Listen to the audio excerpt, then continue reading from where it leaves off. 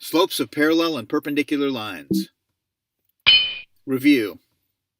If you haven't studied this topic before, linear equations, slopes of lines, and slopes of parallel and perpendicular lines, I suggest you find a more basic video to learn the topic. This will be a quick overview. Let's get started.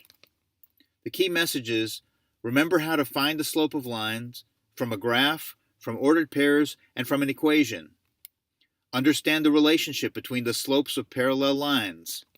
Understand the relationship between the slopes of perpendicular lines. You can find the slope of a line by looking at its graph. You find the vertical change between 2 points and divide it by the horizontal change between 2 points. We call that the rise over the run, and we usually draw a couple of lines, as you see these red lines, to help us count how many squares did we go up for the rise and how many did we go over for the run. In this case, it was 8 up and 4 over. We make that into a fraction, we simplify it, and we find that the slope is 2. This method we can call the rise over the run, also known as count it. We can also find the slope by using 2 points on the line. Here I'm going to use the same 2 points, but this time I'm going to put the coordinates, the xy coordinates on each point, and I'm going to label them x1, y1 and x2, y2. We're still going to find the rise over the run, but this time we're going to use the coordinates to help us calculate how much you go up and how much you go over. The rise is going to be the difference between the y coordinates, because as you remember, the y coordinate is the vertical position of the point.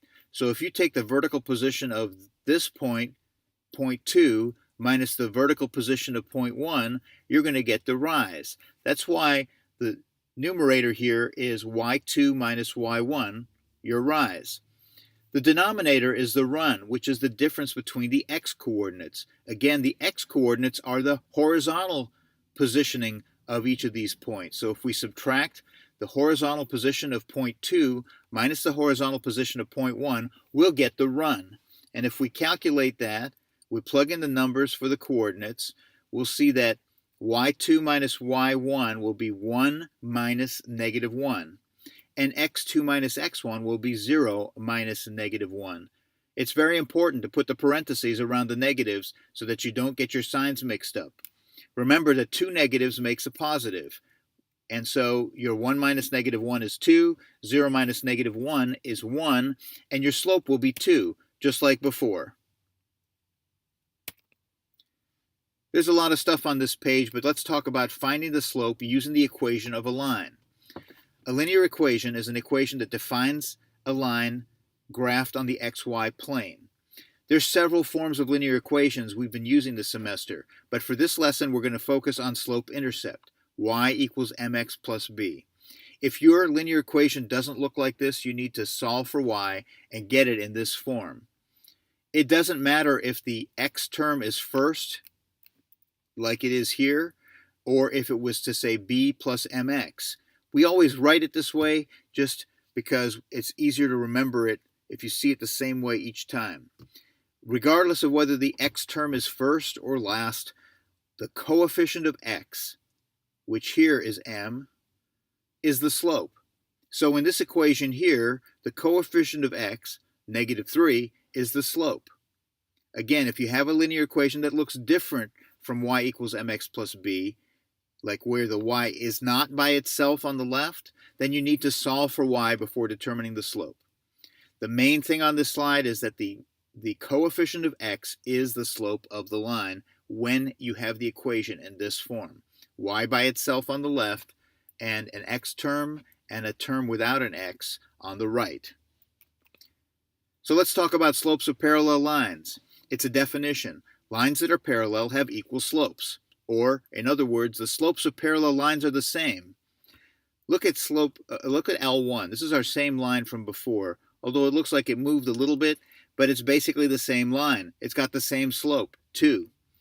Now, if you look at L2 and count the slope of that, I'll wait. Hopefully you can count that the rise is 8 and the run is 4.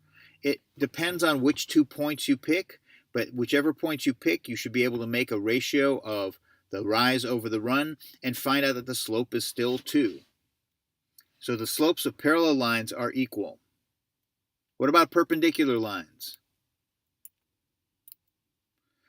Here's our original line L1 and a perpendicular line L3.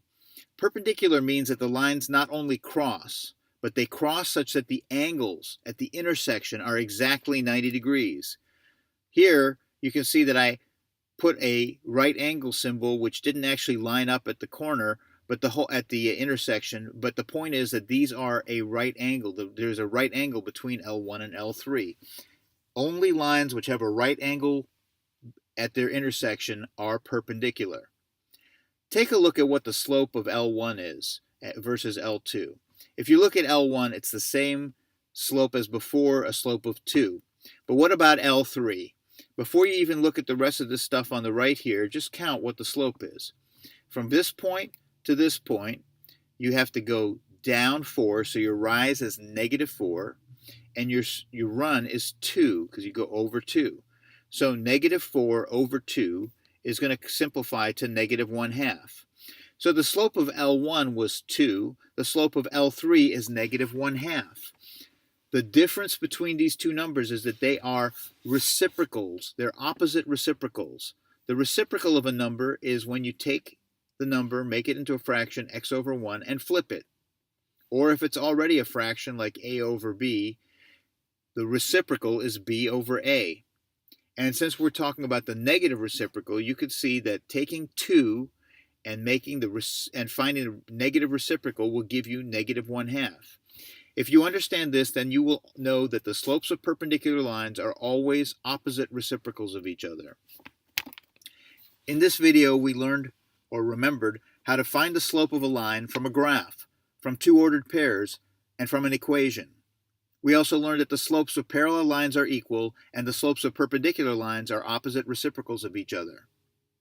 The next video will look at specific types of problems you're expected to know how to solve using the information in this lesson. If you like this video, please like it below and subscribe to my channel. Thank you.